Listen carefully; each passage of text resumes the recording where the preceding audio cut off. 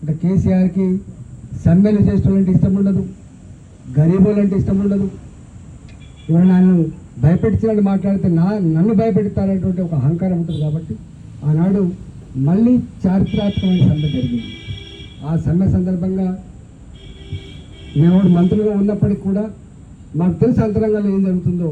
కానీ మేము మాత్రం మానసికంగా ఆర్టీసీ కార్మికులతో చెలగాట మాడద్దనేటువంటి దాంతో మేము కూడా ఉంటాం. స్వయంగా ముఖ్యమంత్రి గారు ఒకసారి కాదు, రెండుసార్లు కాదు, అనేక సార్లు ప్రెస్ మీట్ పెట్టింది. మీరు కనుక సమ్మె విరమించకపోతే మీ బతుకులు ఆగం, మిమ్మల్ని బ్రహ్మదేవుడు కూడా కాపాడలేడు. ముఖాళ్ళ మీద ఉండి బతిలాడింది ముఖ్యమంత్రిని, ముఖాళ్ళ మీద ఉండి బతిలాడింది, బిచ్చమెత్తి బతిలాడింది. 37-38 మంది ఆనాడు గుండెబాయిలు చనిపోయినటువంటి వాళ్ళు ఉండే.